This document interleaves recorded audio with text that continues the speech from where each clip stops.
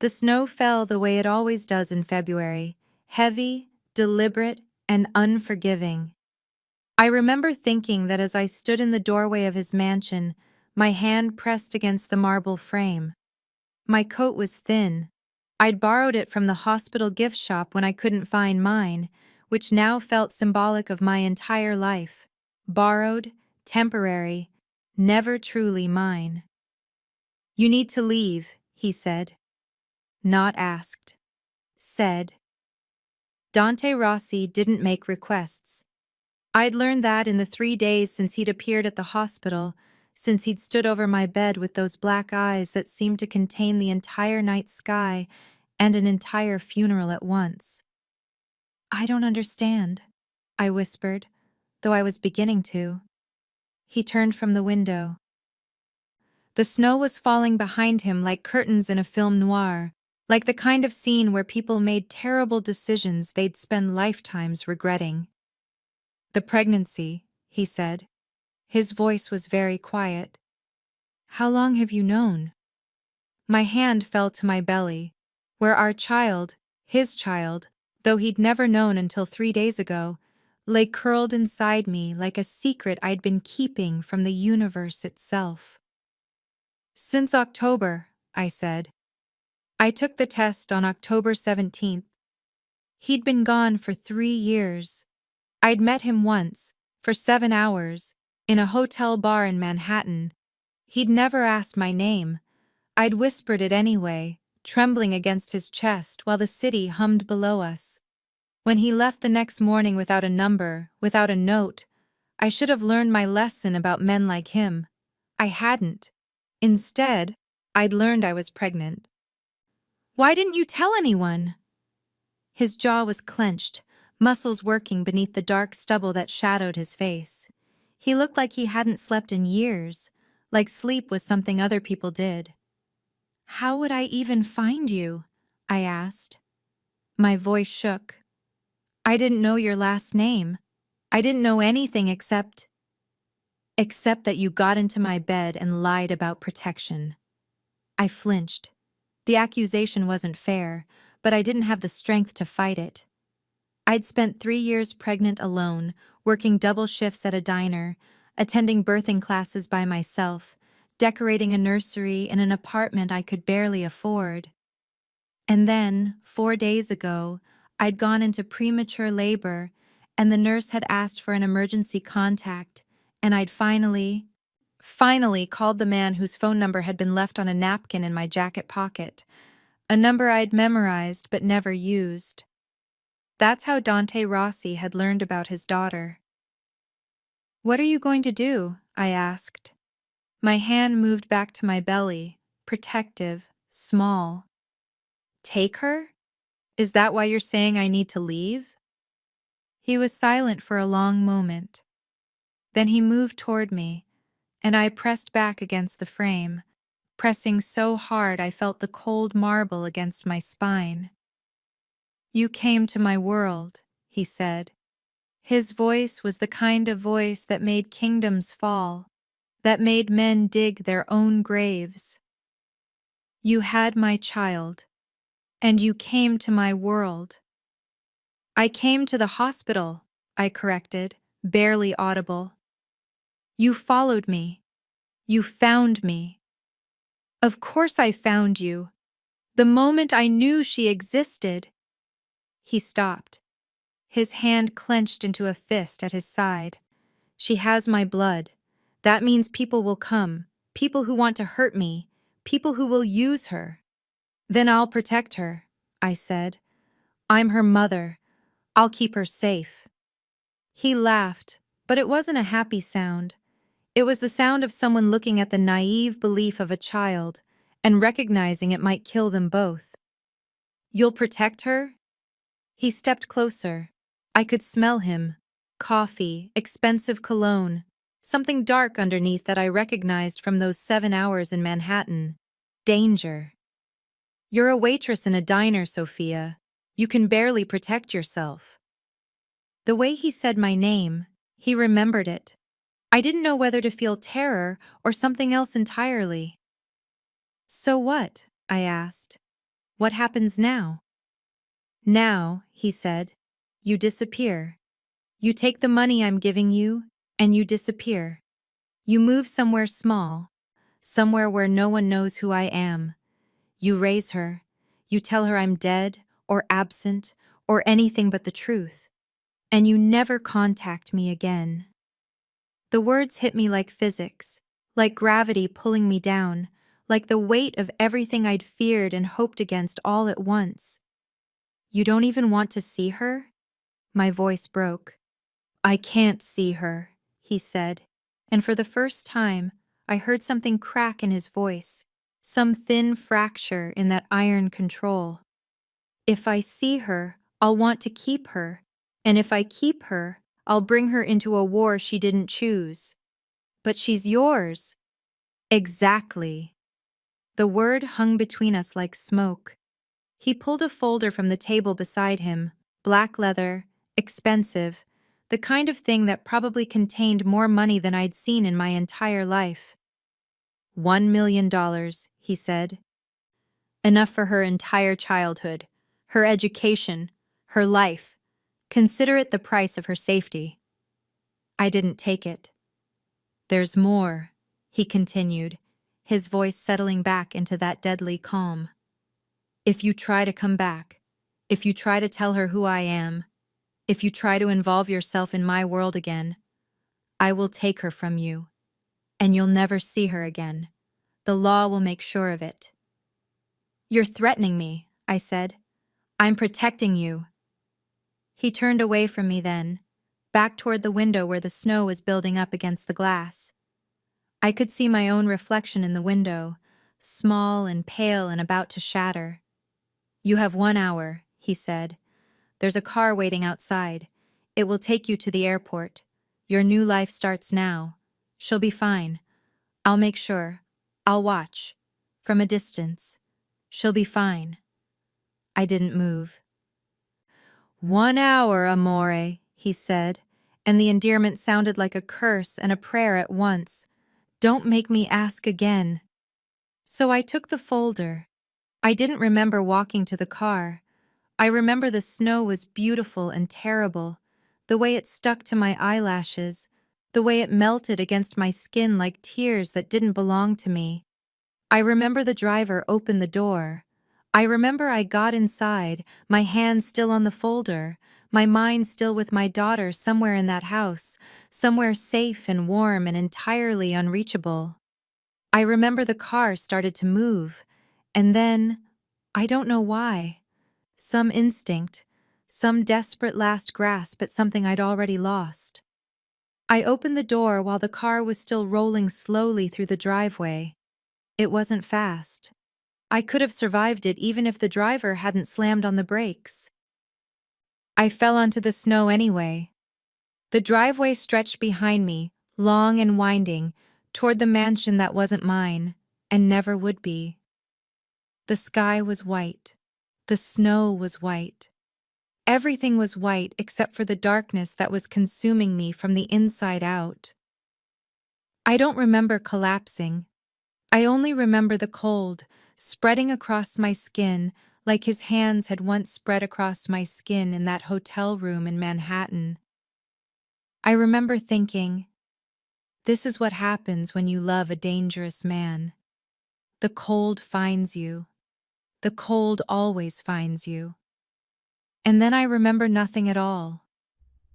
I woke to the sound of machines, beeping, the soft hiss of something mechanical, the smell of antiseptic, and that particular flavor of hospital air that tastes like other people's suffering and your own fear, all mixed together. My eyes were closed, but I could feel someone watching me. She's awake, a woman's voice said. Professional, nurse. Should I call? No, a man said. His voice, only his voice. Just, let her wake up first. I opened my eyes. The hospital room was private, expensive looking, the kind of room that didn't exist in regular hospitals, the kind that required money and connections, and the kind of power that made doors open without being knocked on. The man was sitting in the chair beside my bed. He was wearing a charcoal suit, immaculate as always. His tie was black silk. His hands were folded in his lap, and I could see they were trembling. Dante Rossi did not tremble. "How are you feeling?" he asked. "Like I fell onto a driveway," I said. My voice was hoarse. My throat felt like I'd swallowed gravel. "You did. The baby. The baby is fine." His voice was steady now, that terrible control sliding back into place. "She's in the neonatal unit. She's 7 pounds, 3 ounces, all her fingers, all her toes. The doctors say she's perfect." I felt something loosen in my chest, but it didn't feel like relief exactly. It felt like a rope being cut while I was still tangled in it. "Why are you here?" I asked. "Because you collapsed," he said simply. "Because when you fell, I was watching from the window. I was standing at the window, and you fell. And I watched you fall. And I didn't do anything to stop it." Something in his voice, some texture I'd never heard before. I made the mistake of looking at his face. His eyes were red. "You're crying," I said. "No, I'm not." But his jaw was tight, the muscles working like he was trying to hold something inside himself that was clawing to get out. His hands were still trembling. "I don't understand," I whispered. "3 years ago," he said, "I was a different person. I was someone who could walk away. Someone who could spend one night with a woman and convince himself it didn't matter, that she didn't matter, that nothing mattered except the empire I was building and the blood I was spilling to keep it standing." He stood up. He walked to the window. There was always a window, always something he needed to look out at instead of looking at me, and he pressed his palm against the glass. "But 3 years is a long time," he continued. 3 years is long enough for a child to grow inside someone. 3 years is long enough for your blood to change inside her cells. 3 years is long enough for me to realize that everything I'd built was actually quite small." "Dante, when you fell," he said, "something in me broke. And I realized that I'd already broken something much worse. I'd broken the only thing that actually mattered." He turned back to me. His face was composed again, but it was a fragile kind of composure, the kind that looked like it might shatter if someone spoke too loudly. "I'm keeping you," he said. "What?" "I was wrong. About the money. About sending you away. About any of it." He moved back toward the bed. His suit was immaculate, but his eyes were the eyes of someone who'd lost a war. "I'm keeping you, both of you. You're not leaving. You're not going anywhere. You said—" "I know what I said. You said you'd take her from me if I didn't disappear." "I know what I said." He reached out, and his hand hovered over mine, not quite touching. "I was afraid. I'm still afraid. But I was more afraid of you falling down that driveway and disappearing forever, and that's something I'm going to have to figure out how to live with." "This is insane," I said. "Dante, you're a—" I lowered my voice even though we were alone. "You're a mafia boss. You said yourself that she'd be in danger." "She will be," he said. It was perhaps the only honest thing I'd ever heard him say. "She'll always be in danger. So will you. But she'll be less in danger if she's with me. If I can see her. If I can protect her. If no one thinks she's an easy target because she's alone and undefended somewhere across the country." He finally touched me. His hand covered mine, and it was warm. And it was the first time he'd touched me since that morning in Manhattan when I'd woken up alone. "You came into my world," he said quietly, "and I tried to push you out of it. But you're already in it. You've been in it since the moment you said yes to me in that bar. And our daughter, she was born into it." So now we figure out how to make it safe enough for her to survive it. And for me? I asked. For you, he said, and his thumb moved across the back of my hand. I'll keep you safe. That's what I do. I keep what's mine safe. I should have pulled my hand away. I should have told him this was impossible, that I didn't want to be kept, that I didn't want to be his, that I wanted to take my daughter and disappear and live a normal life in some small town where no one knew what his name meant. Instead, I felt something shift inside me, some fundamental calculus that had been broken by 3 days and $1 million, and a man who trembled while he watched me sleep. What's her name? I asked. I don't know, he said. I thought you would choose. I looked at his hand on mine. Strong, scarred, dangerous in ways I couldn't even comprehend. And I thought about the daughter growing inside my cells, carrying his blood and my hope, and some combination of the two that neither of us could predict. Lucia, I said. Her name is Lucia. He closed his eyes. Like my mother, he said. I didn't know. You couldn't have known. He opened his eyes, and they were focused entirely on me. And I felt the full weight of that attention like pressure changes in the atmosphere. But you chose it anyway. You chose something that belonged to me, something that tied her to me more than blood ever could. The room suddenly felt smaller. The machines beside my bed seemed to beep more loudly, as if they were tracking the accelerating pace of my heart. I'm going to bring her to you, he said. In a moment. I'm going to bring our daughter to you. And you're going to hold her. And you're going to feel the weight of her. And you're going to understand why I'm willing to do terrible things to keep her alive. And then you're going to understand why I'm terrified.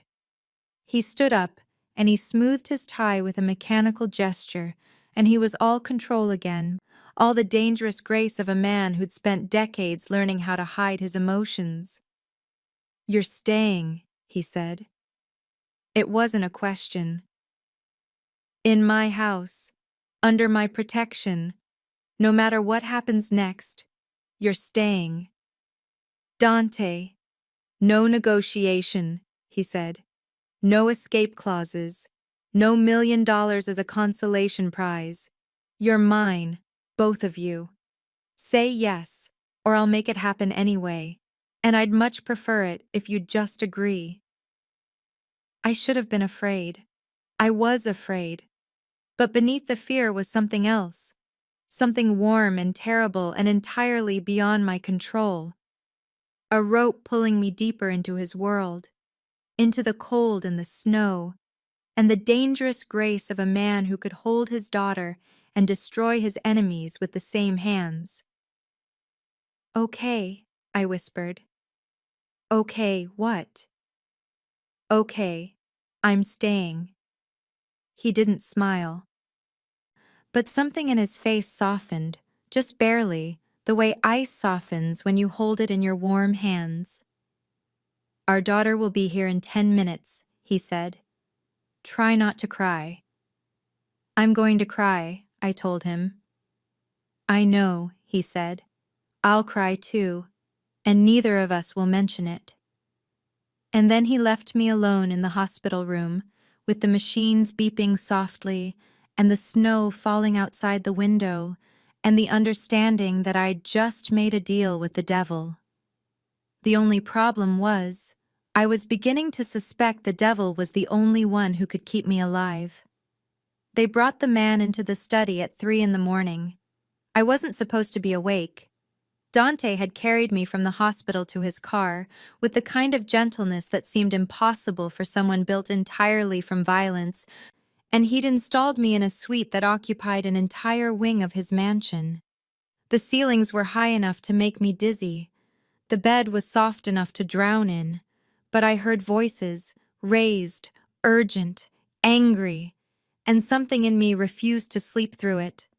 I pulled on one of his shirts, which fell to my knees and smelled like him, and I moved into the hallway with the kind of caution you learn when you've grown up in a house where anger was a sudden summer thunderstorm. The study was 3 doors down. I could see light spilling from beneath the door, see shadows moving across the crack of brightness. I moved closer, my bare feet silent on the marble floor. Had no right, someone was saying. A man. His accent was Sicilian, older. You don't bring a woman into this family and expect us not to ask questions. I don't ask my family to do anything, Dante's voice said. Calm, terrifyingly calm. I tell them, and right now, I'm telling you that my personal life is not up for discussion. Your personal life affects all of us. The older man again. A pregnant woman? A child? These are vulnerabilities, Dante. These are... I heard the sound before I saw it. A kind of meaty impact, the sound of something breaking. I flinched. I'm going to tell you something, Dante said, and his voice had dropped into a register that made the hair on the back of my neck stand up. And I'm only going to say it once, so you better listen very carefully. Silence. If anyone in this family, anyone at all, questions my decisions about my wife or my daughter again, I'm going to take them to the basement, and I'm going to remind them what happens when they forget who I am. I'm going to take them down there, and I'm going to spend a very long time making sure they understand that nothing, and I mean nothing, is more important to me than keeping them safe. And when I'm done, I'm going to bury what's left somewhere very deep, and no one is ever going to find it. Do you understand? The other man was breathing heavily. Yes, he said. Yes, I understand. Good, Dante said. Then I suggest you go home and think about how grateful you are that we're family, because if you weren't, you'd still be bleeding out on my floor. I heard footsteps.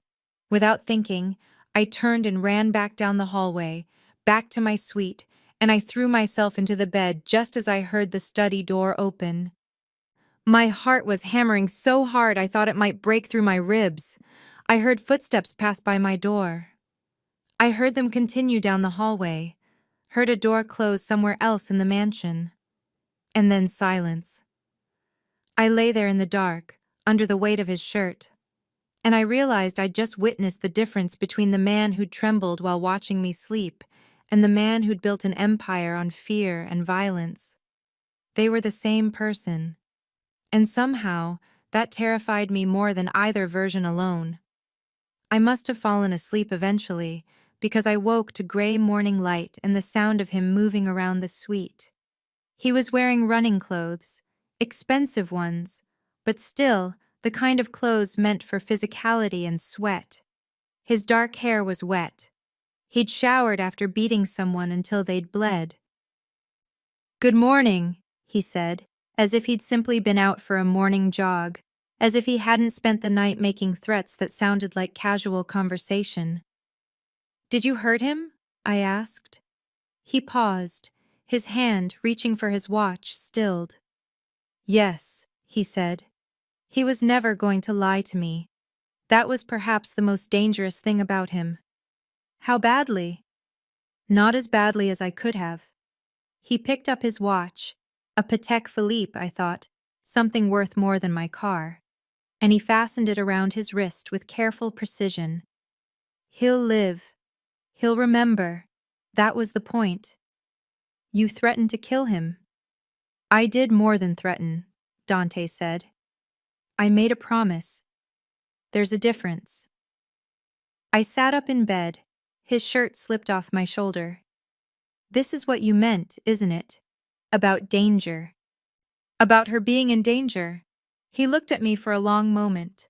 Then he sat down on the bed, and his weight depressed the mattress beside me, and I caught the scent of his shower, soap and shampoo, and the clean smell of fresh water that couldn't quite wash away the underneath darkness. "My family is powerful," he said. "That's good. That's what keeps her alive. But power attracts challenge. Challenge attracts violence, and violence attracts attention from people who would like to see me dead and my empire fall apart. He paused. The man who was here last night. He's my uncle. He loves me. But he was testing me, seeing if you had made me soft. Had I? I asked.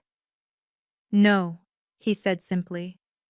I'm still going to do whatever it takes to keep what's mine.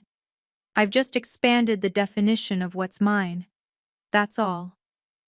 He reached out, and his fingers found the edge of the shirt I was wearing, his shirt, and he traced the fabric like it was something precious.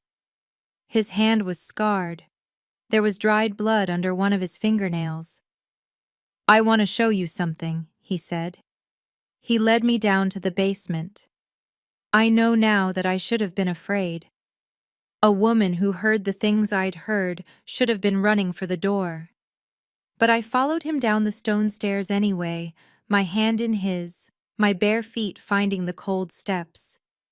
The basement was finished, polished concrete floors, bright overhead lights, walls lined with wine racks and paintings that probably belonged in museums. It looked almost civilized until you understood that the drains in the floor weren't there for cleaning water. But he led me past all that, to a small room at the back, and he opened a heavy metal door, and inside there was something that made me stop. It was an altar of sorts, candles, long burned down, photographs, and in the center, a ring. This was my mother's, he said. He picked up the ring. It was gold, intricate, with small diamonds set in an impossibly complex pattern. She died when I was 15. She died because someone wanted to hurt my father, and she was an easy target. I didn't say anything. There was nothing to say. I promised myself that if I ever had a daughter, he continued, I would make sure that never happened to her. That no one would ever use her to hurt me, because I would destroy them first. I would burn their entire families. I would make sure that the cost of touching my daughter was so high that no one would ever dare. He placed the ring in my palm. This is a promise, he said. To you, to her, to the three of us that we've become. I'm going to keep you safe, even if it means burying bodies, even if it means becoming a monster, even if it means damning myself. Dante, no, he said. Don't. Don't absolve me. Don't try to convince me I'm not a monster. I know what I am. But I'm going to be a monster who keeps my family alive. That's the choice I'm making. That's always been the choice I'm making. He closed his hand around mine, the one holding the ring, and his touch was warm and certain. Your job is to let me, he said. Your job is to stay. Your job is to raise our daughter knowing that she's safe because of what I'm willing to do. And your job is to never, ever look at me with fear in your eyes again. Because I can't bear it. His voice cracked on the last word, just barely. Just enough for me to understand that the trembling man from the hospital was still there, still present, still terrified beneath all the violence and control. I looked at the ring in my hand. It was beautiful. It was the most beautiful thing I'd ever seen. I can't marry you, I said. He pulled back. For a moment, his face was completely blank. I'm not asking you to marry me, he said carefully. I'm showing you a symbol of protection, of commitment, of... You are asking, I said. You're asking without words, which is very you, but you're asking. And I can't marry you because I barely know you, because I'm terrified of you, because everything about the situation is insane and dangerous and impossible. His hand dropped to his side. Then why are you still here? He asked. I looked at him, really looked at him, and I saw the vulnerability beneath the violence, the young man who'd lost his mother beneath the crime boss who'd built an empire. the trembling lover beneath the controlled killer. Because I said slowly, that maybe you're right. Maybe keeping us close keeps us safer than running ever could. Maybe I came into your world the moment I let you touch me in that hotel room. And maybe, I paused. Maybe I don't want to leave. Sophia. But I'm not marrying you yet, I continued. I'm not wearing your mother's ring yet. Someday, maybe, but not yet. Not until I understand what you're asking me to become. He was silent for a long moment. Then he nodded. Fair enough, he said. I can wait.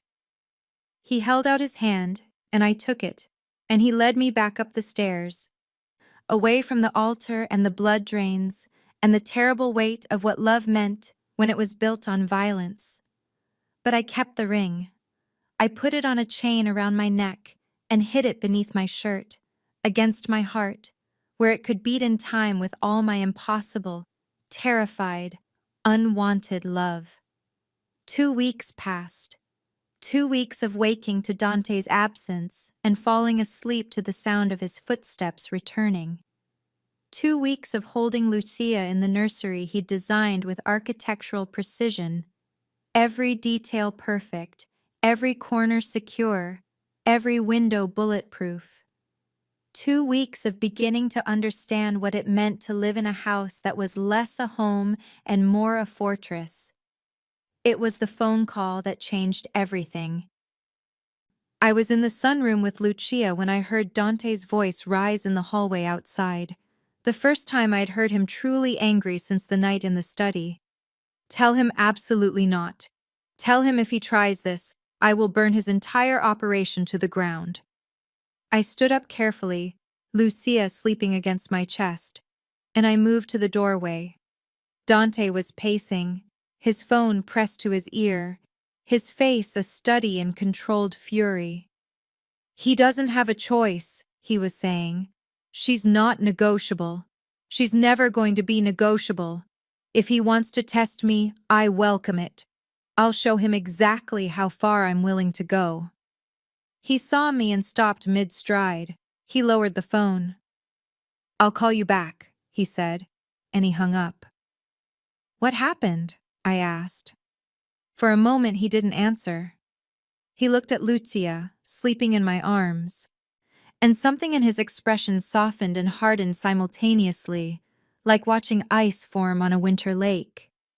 Matteo Corsini, he said finally. He's a rival. His family controls the shipping routes from the port. He's heard about you. About me? About the fact that I have a wife and a daughter. Dante moved toward us, and his hand came up to touch Lucia's cheek with one careful finger.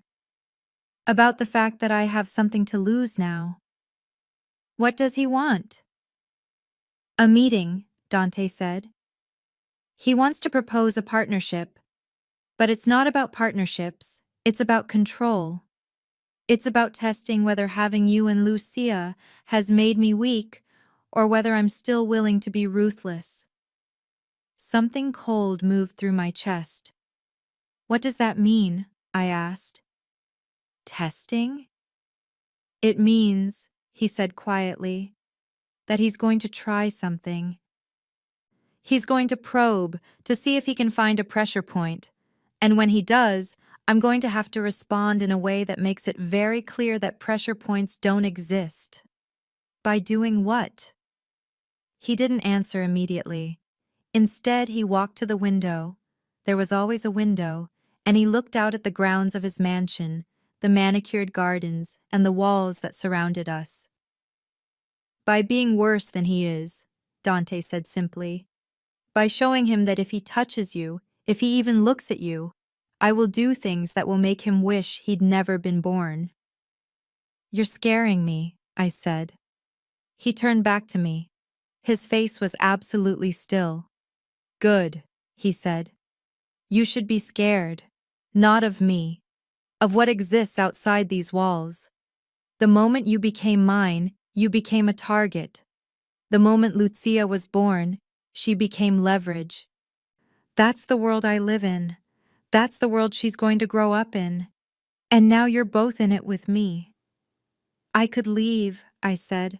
I could take her, and we could disappear. No, you couldn't. His voice was gentle, but the meaning was absolute. Because if you left, he would follow you. He would find you, wherever you went, and he would use you to get to me, and you would die, and Lucia would die, and I would destroy him, and then I would burn the entire city looking for whoever had the audacity to take what's mine. The ring around my neck suddenly felt very heavy. So we're trapped, I said. We're protected, he corrected. There's a difference. Is there? He didn't answer. Instead, he reached out and took Lucia from me, cradling her against his chest with a gentleness that seemed impossible given what we'd just been discussing. He looked down at her sleeping face, and for a moment, he looked like he was already deciding which of Matteo Corsini's enemies he was going to destroy. I want to show you something else, he said. This time he led me to the third floor, to a room I hadn't been in before. It was an office, all dark wood and leather, the kind of room where serious men made serious decisions. But what caught my attention was the wall of monitors, all of them displaying different angles of the mansion's exterior, the gates, the surrounding streets. Every entrance, he said, pointing. Every possible approach, surveillance, redundant systems, guards who rotate every 6 hours, and every one of them would die before letting anyone in who wasn't supposed to be here. You live like you're under siege, I whispered. I live like I have something to lose, he corrected. I never did before. Before you, I could accept the possibility of my own death. It was almost welcome, actually, a way out of the burden of all this. He gestured to the monitors, to the empire they represented. But now, I can't accept that possibility. Because if I die, you die. And if you die, Lucia dies. And that's not acceptable. He turned to face me, and the weight of his attention was like physical pressure. So I'm going to do what I've always done, he continued. I'm going to build walls. I'm going to establish a perimeter that no one can cross. I'm going to make the cost of challenging me so high that no one even tries. That's what it takes to keep you safe. That's the price of your protection. But you can't keep us locked up forever, I said. I can, he said. And I will, for as long as it takes. Until Lucia is old enough to understand why. Until she's strong enough to defend herself. Until the threat level drops to acceptable. Acceptable, I repeated. For me, he said, acceptable means 0. But I'm willing to live with a very carefully managed and constantly monitored risk. That's the best I can do. He moved closer to me, and his hand came up to touch the chain around my neck, the one holding his mother's ring. I know I'm keeping you prisoner, he said softly. I know that's what this is, but the alternative is you becoming a corpse, and I'm not willing to accept that. So you're going to stay. You're going to stay in this mansion, with these guards, behind these walls, and you're going to raise Lucia, and I'm going to keep both of you alive. And someday, when the threat has diminished enough that I'm not constantly checking the surveillance monitors every 15 minutes, we can talk about a life that looks something like normal. When will that be? I asked. Years, he said simply. Maybe decades, maybe never. I don't know. I felt something break inside me then, not sharply, not painfully, but like something crumbling in slow motion. The last remaining hope that this could somehow be temporary, that I could somehow still escape, that this was a phase rather than a permanent condition. I was a prisoner, a beloved prisoner, a protected prisoner, a prisoner who slept in silk sheets and ate food prepared by a private chef and held a daughter who was beautiful and safe and entirely mine. but a prisoner nonetheless. "I want to hold her," I said. He handed Lucia back to me without question. I held her against my chest, and I felt the weight of her, the solidness of her, the way she anchored me even as the walls closed in. "I'm sorry," Dante said. He said it like he meant it, like the words cost him something. "I wish I could give you something different. I wish I was the kind of man who could let you go. But I'm not that man. I've never been that man." "I know," I said. And I did know. I'd known since that morning in Manhattan when he'd left without a note. I'd known since I'd taken the pregnancy test and decided to keep the baby anyway. I'd known since I'd called a number on a napkin and heard his voice and felt something in me recognize him like a homing instinct. I'd always belonged to him. I was just finally understanding the cage it meant living in. The threat was concrete enough that Dante sealed the mansion. Not completely. Supplies still came in through a secure underground entrance, guards still rotated. Life continued in the mechanical way that life continues when someone has decided you're no longer allowed to leave. But the windows were covered. The main gates were locked. And Dante moved into the master suite across the hall from mine, close enough that I could hear him moving around at night. Close enough that the distance between us felt both infinite and non-existent. Matteo Corsini had made his move. I didn't know the details. Dante kept most of the violence compartmentalized, away from me, away from Lucia. But I knew it had been something serious because he'd been gone for 14 hours straight, and when he came back, there was a new scar on his forearm, and his hands were shaking again. That was when he started sitting outside my door at night. I noticed it the first time when I woke at 3 in the morning with the instinctive anxiety that had become part of my sleep. I'd gotten up to check on Lucia, and through the crack of my half-open door, I saw him sitting in a leather chair in the hallway, perfectly still, absolutely awake, watching my door like he was guarding a tomb. The second night, I left my door fully open. The third night, I asked him to come inside. "Is that a good idea?" he'd asked, standing in the doorway in dark sweats and nothing else, his chest still scarred from whatever violence had marked him during the day. "I don't know," I'd said. "But you're not sleeping anyway, and I'm not sleeping, and Lucia is asleep, and sitting in a chair in the hallway seems wasteful." He'd come inside, and he'd sat on the chair by the window, and I'd fallen asleep knowing he was there, knowing he was watching over me, knowing that I could stop being afraid of the dark because he would guard it for me. This became our pattern. Every night, when the mansion settled into silence and the guards changed shifts outside, he would appear in my room. He would sit by the window or the door, always positioned where he could see both me and the entrance, always armed, always vigilant. And I would sleep, and he would watch, and in the morning, he would leave before anyone could see him there. We didn't talk about it. We didn't talk about much of anything, actually. But the silence between us wasn't empty. It was charged with something that had no name, something that lived in the space between restraint and surrender. 2 weeks into the siege, I asked him to tell me about his mother. We were in the sunroom. Lucia was napping. The afternoon light was turning everything gold, and Dante was reading, something in Italian, something that looked serious. I was pretending to read a book, but mostly, I was watching him. He looked up. "What do you want to know?" he asked. "Everything," I said. "I want to know who she was. I want to know why you were willing to give me her ring." He closed his book slowly.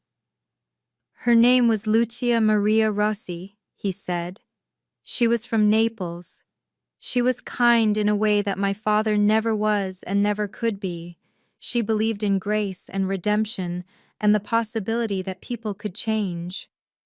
"What happened to her?" I asked, though I already knew. "She died trying to be a martyr," he said, and there was something like resentment in his voice. My father was involved in a business dispute. A rival family wanted leverage. She was at the market, and they took her. They held her for a week, and when my father didn't give them what they wanted, they killed her. "I'm sorry," I whispered. "Don't be sorry," he said. "Be aware. That's what I'm trying to teach you. Be aware that kindness in this world is a luxury that people like you can't afford, that belief in redemption is a fantasy that gets you killed, that the only currency that matters is power and the willingness to use it." "But you're not like your father," I said. "No," he agreed. "I'm worse. I learned his lesson, and I learned it well. And then I learned how to be even more ruthless than him. That's what kept me alive long enough to run the empire." He stood up and moved to the window. The afternoon light caught the scars on his back.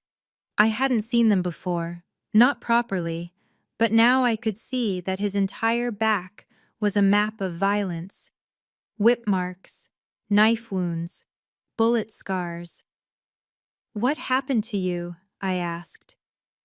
"Training," he said simply. "My father's way of teaching me that pain is temporary, but consequence is permanent." I couldn't stop myself.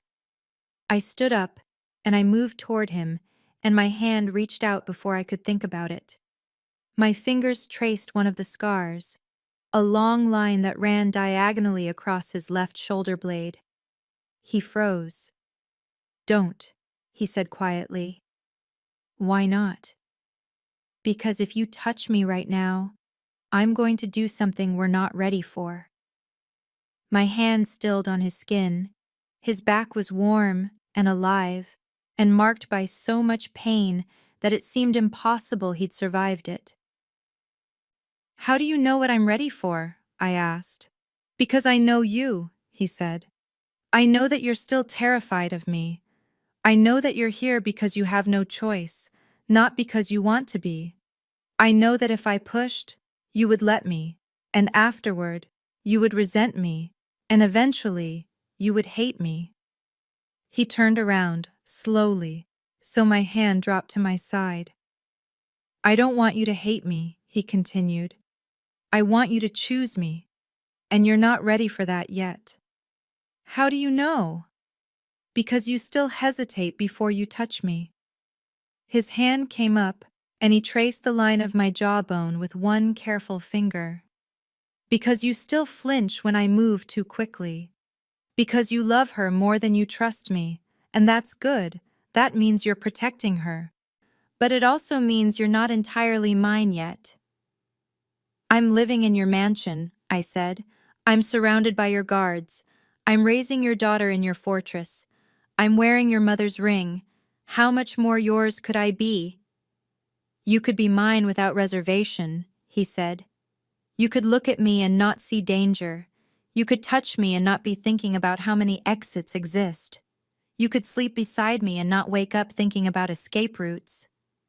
"Maybe I'll never stop doing those things," I said. "Maybe that's just who I am now." "I know." His hand moved to my hair, and he wound a strand around his finger absently, like he was memorizing the texture. "That's why I'm waiting. That's why every night I sit in your doorway, and I don't touch you, and I don't demand anything, because I know that you need time. And I know that I would burn down the world for you, so the least I can do is give you time."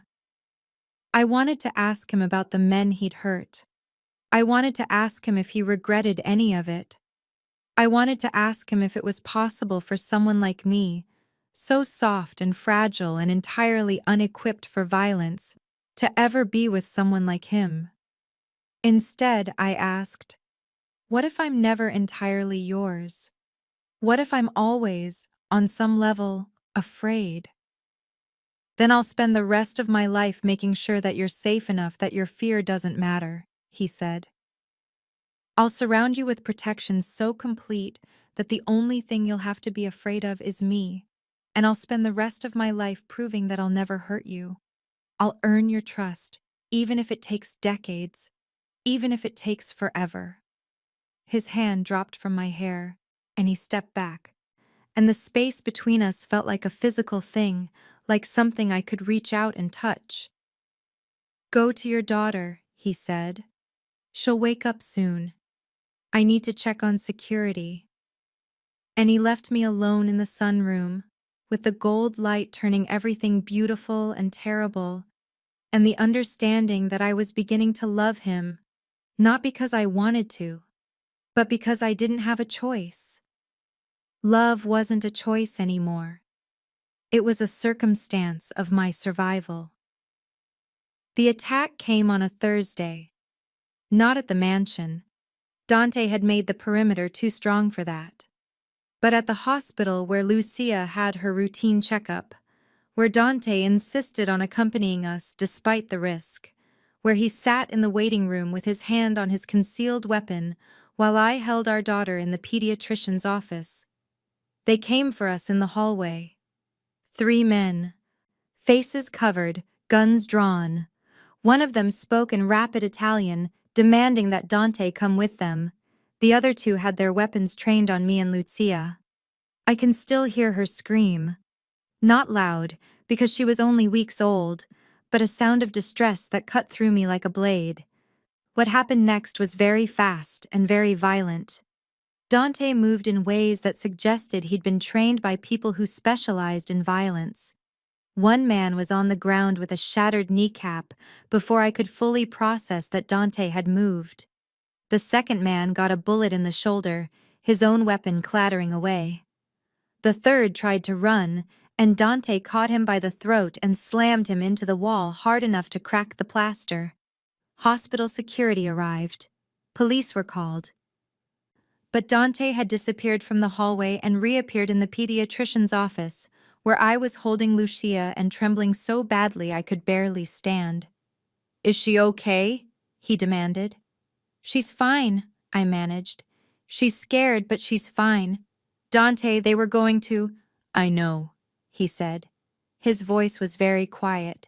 His hands were shaking again, but worse this time, like he was holding something back that was trying to destroy him from the inside. "I know what they were going to do.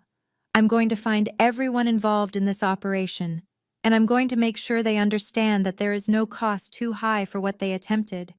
I'm going to burn through this city until I find who ordered this. And then I'm going to show Matteo Corsini exactly what happens when he tests me." "Don't," I said. "Don't do this. Please don't do this. Just take us somewhere safe and—" "There is nowhere safe," he said, "except beside me. Nowhere safe except in my arms, where I can keep my hands on you and make sure you don't disappear." He took Lucia from me and he held her against his chest, and she stopped crying almost immediately, because even as an infant, she recognized the presence of protection, of absolute safety, of someone who would burn down the world before allowing harm to touch her. He didn't give her back. The drive back to the mansion was silent. When we arrived, he carried Lucia directly to the nursery, and he sat in the rocking chair, and he rocked her while she fell asleep, and he didn't move for hours. I sat on the edge of the crib and watched him. He looked like he was barely holding on to sanity. His jaw was clenched so hard I could see the muscles working. His eyes were closed, but they were moving beneath the lids, like he was seeing violence that had already happened, or violence that was about to. "Talk to me," I said softly. He opened his eyes. "I can't protect you from this," he said. His voice was broken, absolutely broken. "I've built an empire. I've done unspeakable things. I've made myself powerful enough that most men fear me more than they fear death. And I still can't protect you. I still can't keep you safe." "You did protect us," I said. "You were there. You stopped them." "I wasn't there fast enough," he said. "I was 2 seconds away from hearing a gunshot. I was 2 seconds away from losing you. 2 seconds from losing her." He looked down at Lucia, sleeping peacefully in his arms, entirely unaware of the danger she'd been in, entirely trusting in his protection, even though he couldn't provide absolute safety. That's going to happen again, he continued. Someone will try again, and again. And each time, I'll be a little bit slower, and one of these times, I'm going to be too slow, and you're going to die in front of me, and she's going to die in my arms, and I'm going to have to live with the knowledge that it's because I loved you, that my love made you a target. Dante, I'm the reason your daughter has to grow up understanding that people want to hurt her, he continued. I'm the reason she'll never have a normal life. I'm the reason she'll never know safety. Because I wanted you. Because I was selfish enough to keep you when the merciful thing would have been to let you disappear. He was crying now. Tears were running down his face. And he didn't wipe them away, didn't hide them, didn't pretend they weren't there. He just let them fall onto Lucia's forehead as she slept. I moved before I could think. I didn't hesitate. I crossed the room, and I knelt in front of his chair, and I wrapped my arms around both of them, and I let him bury his face in my shoulder. I love you, I said. The words came out broken, terrified, entirely without reservation. I love you, and I'm terrified, and I don't know how to do this, but I love you anyway. He pulled back, and he looked at me, and there was nothing controlled about his expression anymore. There was only raw, exposed need. You don't have to say that, he said. I'm not saying it because I have to, I said. I'm saying it because it's true. I'm saying it because I love her, and I love you, and I'm so angry that I love you, Vam. But I can't stop. I can't choose not to. He reached out, and his hand cupped my face, and his thumb traced my cheekbone with terrible gentleness. If you stay, he said, it will get worse before it gets better. There will be violence. There will be danger. There will be nights when I can't promise you'll both wake up alive. I know, I said. And you're staying anyway? I'm staying anyway, I confirmed. Because leaving wouldn't make you less dangerous. It would just make me less protected. And because I don't want to leave. Because I want to be with you, even if it destroys me. He kissed me then. It wasn't the kiss from the hotel room in Manhattan. That had been desperate and heated. The kind of kiss that happened when two people collided with no thought to consequence. This was different. This was slow and careful and utterly devastating in its tenderness.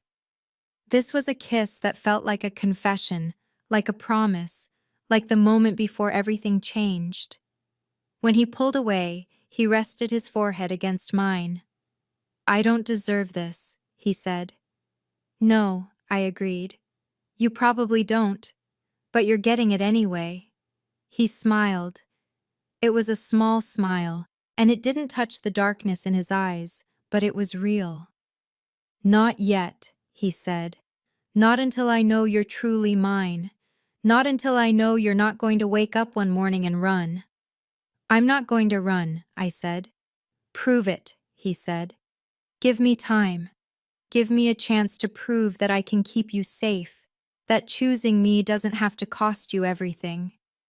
He kissed my forehead, and he held me against his chest, and Lucia slept between us, and for the first time since the hospital, I thought, maybe this is possible. Maybe we can be a family.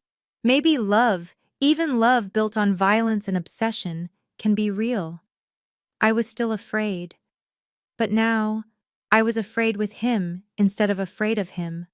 And somehow, that made all the difference. The rain came on the night Matteo Corsini's operation collapsed. Dante had spent the entire day dealing with the fallout. Phone calls, meetings, conversations I wasn't privy to. But I could feel the shift in the atmosphere, like he'd finally won something, like the pressure that had been building was beginning to release. Lucia was asleep. The mansion was quiet in the way that only a fortress can be quiet, with guards outside and monitors watching and the entire structure holding its breath. He came to my room at midnight. I wasn't asleep. I was sitting at the window, watching the rain, thinking about the woman I'd been 3 weeks ago, the woman who was terrified of him, who thought she could escape, who didn't understand that love and captivity could be the same thing. "Come here," he said. It wasn't a command. It was something softer, something almost like a request. I stood up and moved toward him, and he took my hand and led me to my bed. He sat down on the edge, still holding my hand, and he looked at me with an expression that was almost vulnerable. "I want to know if you're ready," he said. "Not ready to let me touch you. I know you're ready for that. But ready to choose it. Ready to let this become what it's going to become." "What's it going to become?" I asked, though I already knew. "Everything," he said simply. "You're going to become everything to me, and I'm going to become everything to you. And when this is over, and it will be over, I promise you, you're going to be marked by me in ways you can't undo."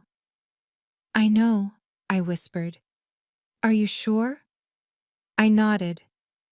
He stood up, and he pulled me to my feet, and his hands came up to cup my face with extraordinary gentleness. For a moment, he just looked at me, like he was memorizing the face of the woman he'd been waiting for his entire life. "If you want me to stop," he said, "at any moment, you tell me." And I stop. Completely. No argument. No negotiation. "You have my word." "Okay," I said. He kissed me then, slowly, deeply, like he had all the time in the world. His hands moved down my arms, and he found the hem of the shirt I was wearing, his shirt, always his shirt, and he pulled it over my head. I didn't hide. I wanted to. I wanted to cover myself, wanted to look away from the intensity of his gaze as he took in the sight of me. But I stood there, and I let him see me, and I felt myself begin to shake. "Are you cold?" he asked. "No," I said. "I'm scared." "Of what?" "Of disappointing you," I said. "Of not being enough."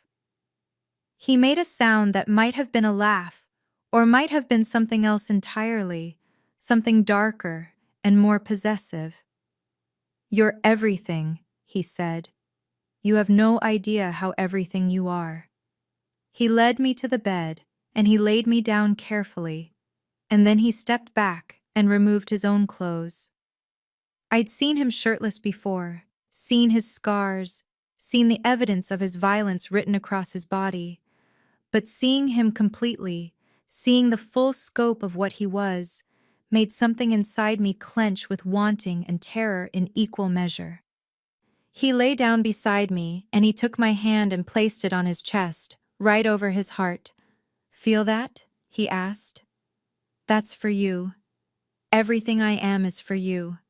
Every scar, every sin, every terrible thing I've ever done. It was all leading me to this moment, leading me to you." My hand trembled against his chest. "I love you," he said. "I need you to know that. Not because you're vulnerable, not because I can control you, but because you're the only thing that's ever made sense to me. You're the only thing I've ever wanted to be gentle for." He kissed me again, and this time, there was hunger in it, but it was a controlled hunger, a hunger that was willing to be patient. His hand moved down my body, and when I flinched, he paused, waiting for me to tell him to stop. I didn't. "Tell me what you want," he said. "I don't know," I admitted. "I don't know what I want." "That's okay," he said. "I'll show you." His lips found my neck, and I gasped, not expecting the sensitivity there. the way my entire body seemed to light up at the touch of his mouth. His hand moved along my ribs, across my hip, and there was nothing demanding about it, nothing except tenderness and the most careful exploration. "You're shaking," he said. "I know," I whispered. "Do you want me to stop?" I shook my head. "Tell me with words," he said. "I need to hear you say it." "Don't stop," I managed. "Please don't stop." He continued, moving slowly, and I realized that I wasn't shaking from fear anymore. I was shaking from want, from the overwhelming sensation of being wanted so completely, being seen so clearly, being touched like I was something precious that might break. His hand found the place between my thighs, and I tensed, but his lips found mine, and he kissed me while his fingers moved with absolute gentleness, learning me, understanding what made me gasp and what made me pull closer. "I have you," he murmured against my mouth. "I've got you, love. Just let me have you." "Okay," I breathed. "Okay." When he moved over me, when he positioned himself, there was a moment where his eyes found mine, and he waited, not pushing, not demanding, just waiting for me to choose. I lifted my hips, and I pulled him closer, and he slowly, so slowly, entered me. There was no pain. There was only the overwhelming sensation of being filled, of being possessed, of having my entire body seem to recognize him as something fundamental, something essential. "That's right," he whispered. "That's right, love. You're doing so well. Just breathe." I couldn't breathe. I was too overwhelmed by the sensation of him, the weight of him, the fact that he was inside me and I was letting him be, that I was holding him close and pulling him deeper. He moved slowly, letting me adjust to him, letting me feel every moment of the connection. His hand cupped my face, and he kissed me softly while he moved inside me, and it was the most tender thing and the most possessive thing all at once. "I love you," I heard myself say. "I love you so much." "I know," he said. "I know, love. I feel it. I feel it in every part of you." The sensation built slowly, not like anything I'd expected, but like waves, like layers of intensity that kept building until I thought I might break apart completely. And when I did break, when the pleasure crashed through me like an ocean, he held me together with his hands and his body and his voice, whispering things in Italian that I didn't understand, but felt in my bones. He followed moments later, and his entire body tensed, and he held me like I was the only thing keeping him tethered to earth. And then he released, and he collapsed against me, and we lay there breathing like we'd been drowning. For a long time, we didn't move. His weight on top of me was comforting, the evidence of what had just happened. His hand moved to my hair, and he stroked it gently. "Mine," he said quietly. "Just once.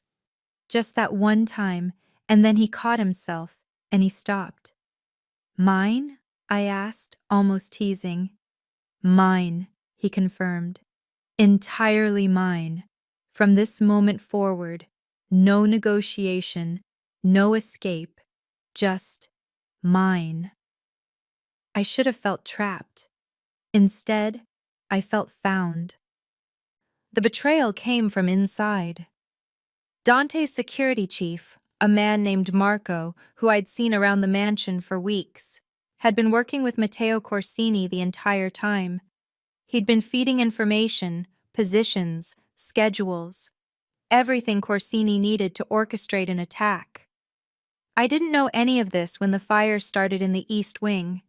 I was asleep in Dante's bed, our bed now, though he still left before dawn to avoid the staff seeing us together, maintaining that careful separation between his public self and his private one.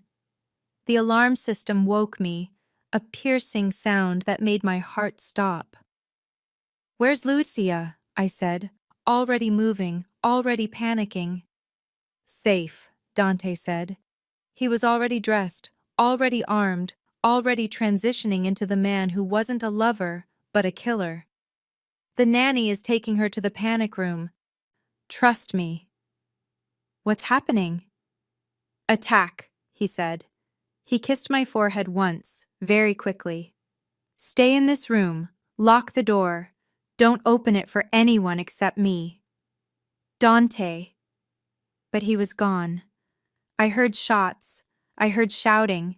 I heard the sound of the mansion being breached, of violence erupting through the halls. And I did exactly what he'd told me not to do. I cracked open the door. I needed to see. I needed to know what was happening. What I saw was absolute horror. 3 men in tactical gear were moving down the hallway toward Lucia's nursery. They didn't know she was in the panic room. They were going to search it, and if they didn't find her, they would move on to find me. I was reaching for my phone to warn Dante when he appeared. He came from the stairwell like something out of a nightmare. No hesitation, no restraint, no mercy. The first man he encountered got a bullet in the knee and then a second bullet in the shoulder, and he was moving past him before the man even fell. The second man tried to raise his weapon, and Dante had him in a chokehold, and I heard the snap of his neck from where I was watching, hidden in the darkness of the hallway. The third man ran. Dante caught him at the top of the stairs. What he did to that man. I couldn't look away. I wanted to look away. I wanted to unsee it. But I couldn't. I watched as Dante beat him with the kind of rage that suggested this wasn't just about protecting me anymore. This was about betrayal. This was about trust being broken. When he was done, the man wasn't moving. Dante stood there, breathing heavily, covered in blood that wasn't his own, and then his eyes found mine in the darkness. For a moment, neither of us moved. "Back in the room," he said. His voice was very quiet. "Now." I moved. The attack lasted another hour. I could hear it from the bedroom. More gunfire, more violence, the sound of a man protecting his empire with the kind of ruthlessness that suggested he'd been waiting for permission to fully break his restraint. When Dante came back, he was soaked in blood. He went directly to the shower, and he stood under the water for a long time, washing away evidence of what he'd done. I sat on the bed and waited, and when he emerged, wrapped in a towel, I didn't flinch from him the way I might have expected to. Instead, I went to him. "Tell me," I said. 12 men, he said. Marco was coordinating from inside. He sold me to Corsini for money and the promise of a cut of the business. And now? And now Marco is going to pay a price that's going to make every other person working for me understand the cost of betrayal. Dante's hands moved to my face, and there was still blood on his fingers, still the smell of violence on his skin. And Corsini is going to receive a message that's going to make him wish he'd never heard my name. How many people died? All of them, he said simply. Except the ones I left alive to deliver a message. I should have been horrified. I should have pulled away from him. I should have finally seen him for what he truly was, and run. Instead, I kissed him.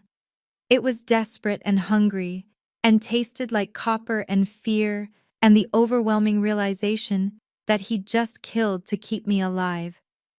He'd watched me nearly be captured, and he'd responded with a violence so complete that no one would ever try again.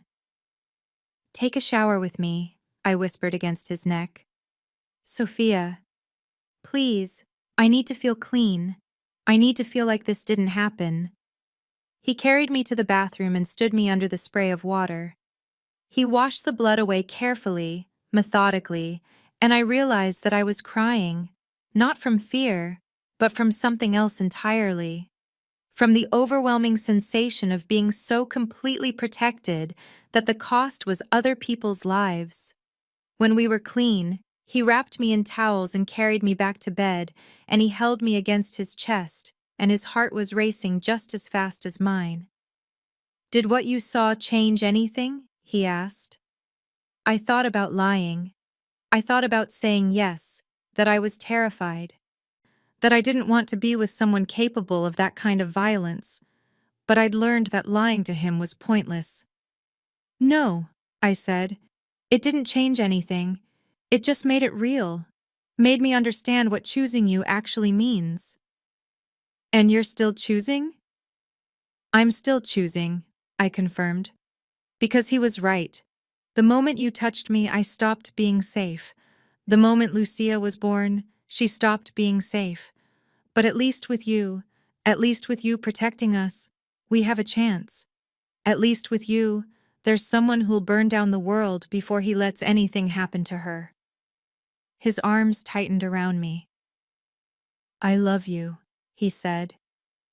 "I need you to know that what you saw tonight was me protecting what's mine. That was love. Just a very dangerous kind of love." "I know," I said. And I did know.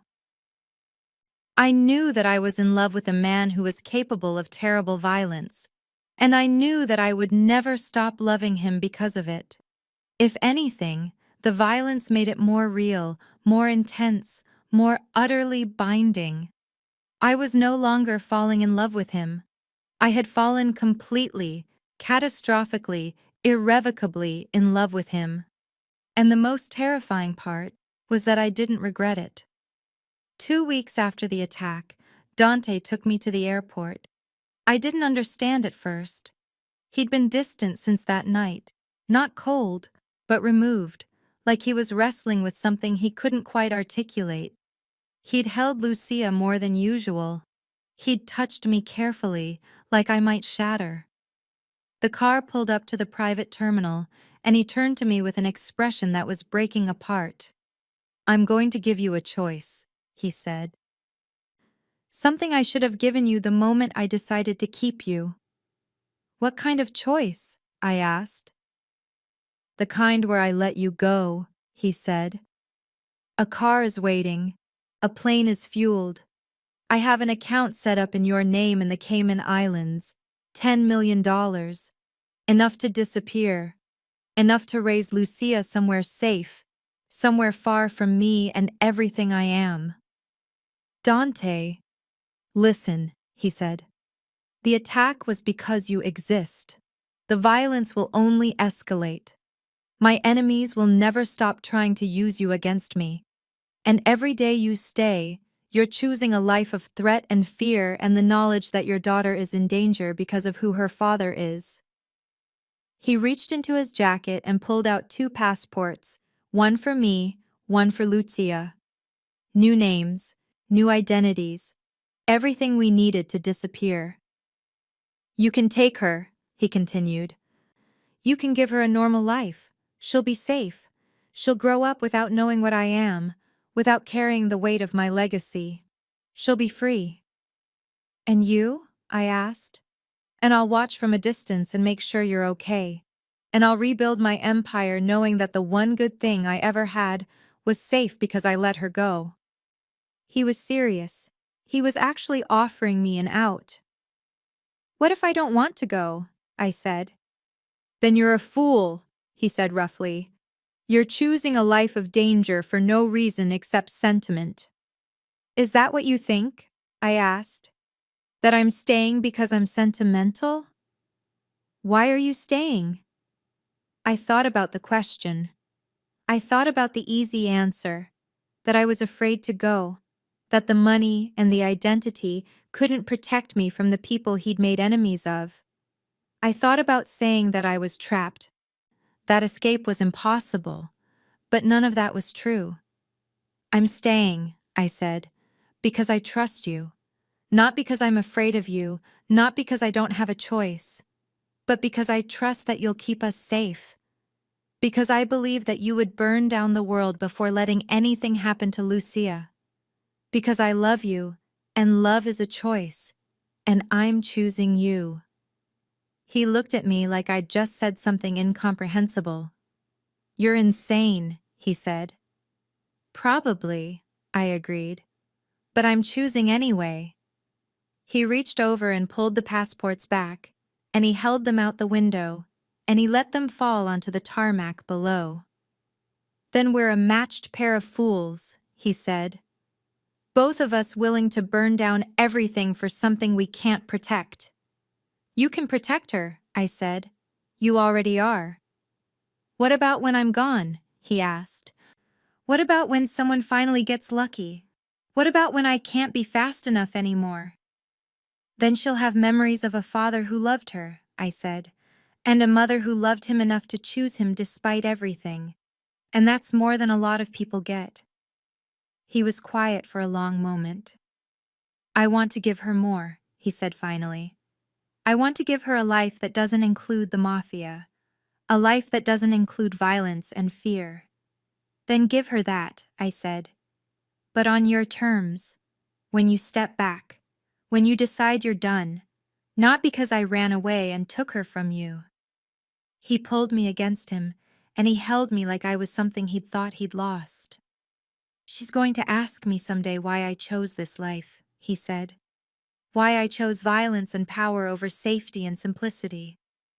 And I want to tell her that it was worth it because it kept her alive, that it was worth it because it brought me to you." "Then that's what you tell her," I said. "You tell her that sometimes the only way to survive in a dangerous world is to become dangerous yourself. You tell her that her father made choices that weren't always right, but they were always made to protect her. And you tell her that her mother loved him anyway, because love isn't about perfection. It's about choosing each other despite the cost." He kissed me in that airport, in front of the security guards and the pilots and anyone else who happened to be watching. It was a claiming kiss, a possessive kiss, a kiss that said, "Mine, permanently, without reservation." When he pulled away, he looked at me for a long moment. "Come home with me," he said. "Home," I repeated. "You mean the mansion?" "I mean wherever you are," he said. "That's home now. Not the mansion, not the empire. You, Lucia, that's home." We drove back to the fortress, and when we arrived, I held Lucia while she slept, and I made peace with the life I'd chosen. There would be more attacks. There would be more danger. There would be nights when I woke up terrified that someone had found a way past the walls, past the guards, past Dante's protection. But there would also be mornings when Dante sat across from me at breakfast and looked at me with an expression that suggested he'd finally found something worth protecting. There would be moments when Lucia reached for both of us simultaneously and held our hands at the same time. There would be a life built on the foundation of violence and obsession, but also built on genuine love, and that, I'd decided, was enough. The war ended the way Mafia wars always end, with blood and bargains and the slow realization that victory was never really possible, only temporary survival.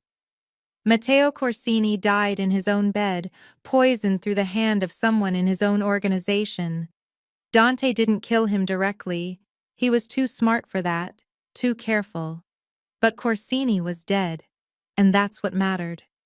The power vacuum that opened afterward was quickly filled by Dante, who'd made strategic alliances with enough of Corsini's lieutenants to absorb his operations without triggering a larger war. It was a masterclass in control. 3 months after Corsini's death, I stood in the master bedroom of the mansion and held a dress. White silk, simple, devastatingly elegant. It was a wedding dress, though Dante insisted it was just a dress. Just something for a private ceremony, nothing that would upset the delicate balance of power he'd established. I knew better. This was a public declaration. This was Dante telling everyone in his world that I belonged to him permanently. That there was no separation between his professional and personal life anymore. That anyone who wanted to approach him had to go through me first. "You look beautiful," he said from the doorway. He was dressed in a black suit, immaculate as always, but there was something softer in his expression when he looked at me. Something that suggested the man who trembled while watching me sleep still existed beneath all the power and violence. "I'm terrified," I admitted. "Of what?" "Of the future," I said. "Of what you're promising by marrying me in front of all these people. Of Lucia growing up understanding what you are." "She'll grow up understanding that her father loves her," he said. "She'll understand that I would destroy anyone who tried to hurt her. And yes, she'll understand that I did terrible things to make sure she was safe. But she'll also understand that love sometimes demands difficult choices." "Will that be enough?" I asked. "Will she forgive you?" "I don't know," he said honestly. "But at least she'll know that I tried. At least she'll know that I didn't hide from what I was. That's more than my parents gave me." The ceremony was small. 30 people, all of them powerful, all of them representing different factions of Dante's empire. They came to witness the union, to acknowledge the expansion of his reach, to understand that his commitment to me was absolute. When he placed the ring on my finger, not his mother's ring, which I still wore on the chain around my neck, but a new ring, a wedding band, a symbol of what we'd become, his hands were steady. The trembling was gone. The uncertainty was gone. There was only certainty. Afterward, there was a reception. Expensive food, expensive wine, conversations in Italian and other languages I didn't speak. I stood beside Dante and smiled and played the role of the Mafia wife, understanding that this was what I'd signed up for when I'd let him take me from that hospital. Late that night, when everyone had left and Lucia was asleep, Dante took me to the study, the one with all the surveillance monitors, the one that looked out over his empire. "I need to tell you something," he said. My chest tightened. This was the kind of opening that never ended well. "There's a federal investigation," he continued. "Nothing concrete yet, nothing that will result in charges. But they're looking at my operations, at my money, at the connections between me and the families I work with. It's a matter of time before they either back off or come at me with something I can't make disappear." "What does that mean?" I asked. "It means that in the next few years, there's a possibility that I'll have to disappear," he said. "That I'll have to hand off the empire to someone else and take you and Lucia somewhere far away. Or it means that I'll face charges, and I'll go to prison, and you'll be left to raise her alone." "Or?" I asked. "Or I'll burn it all down first," he said simply. "I'll liquidate everything, dissolve every connection, eliminate every piece of evidence that could be used against me. I'll disappear into something smaller and quieter, and we'll live out our lives in a way that would make me unrecognizable to the man I am now." I thought about Lucia. I thought about the daughter who was growing up knowing that her father was dangerous, that her mother had chosen danger, that love sometimes required burning down the entire world. "Which will it be?" I asked. "I don't know yet," he said. "I'm asking you what you want." "I want you," I said. "I want Lucia safe. Everything else is negotiable." He pulled me close, and we stood together watching the monitors, watching the empire he'd built, understanding that it was all potentially temporary. That power, no matter how carefully constructed, could always crumble. That the only thing that endured was the love between two people willing to accept the cost of that love. "And I'm going to do something," he said. "In the next year, I'm going to start moving money. I'm going to start building escape routes, and I'm going to teach you how to survive if everything falls apart." "Okay," I said. "You're going to learn the names of people you can trust, the locations of safe houses, how to move money across borders, how to create new identities. I'm not going to let you be helpless, Sophia. If the worst happens, if I can't protect you anymore, I want you to be able to protect yourself and Lucia. You're preparing for the worst, I said. I'm always prepared for the worst, he said. It's the only thing that keeps you alive. We stood there in silence for a long time, and I understood something fundamental about the man I'd married. He would never stop being afraid for us. He would never stop being calculating. He would never stop treating love as a tactical problem to be managed and controlled. And I would spend the rest of my life understanding that this was the only kind of love he knew how to give. I love you, I said. I know, he replied. And I will spend the rest of my life making sure that love doesn't destroy you. He didn't say he loved me back. He showed it instead, through the surveillance systems that protected us, through the guards outside our walls, through the careful machinations of his empire, through the plans he was already making for a future where we might have to disappear. His love was obsession. His love was protection. His love was danger and darkness and the willingness to burn down the world. And I had married him anyway. Over the next months, I learned how to move through his world with more confidence. I learned the names of people who could help us disappear. I learned the geography of safe houses and new identities. I held Lucia while she grew, understanding that she was being born into a legacy of violence and survival, and the kind of love that existed outside normal morality. And I watched Dante, waiting to see whether he would hold on to his empire or whether he would burn it down for us. I think, in the end, he would burn it all down. Not because he wanted to, but because it was the only way to keep us safe. And that, I was finally beginning to understand, was what love meant in his world. The willingness to destroy everything, including yourself, to protect what mattered most.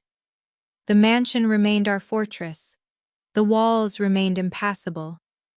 And outside, somewhere in the distance, there were other people, other threats, other dangers waiting to test whether our love could survive them. But for now, we had each other. And in a world as dark as this one, that was enough. That would always be enough.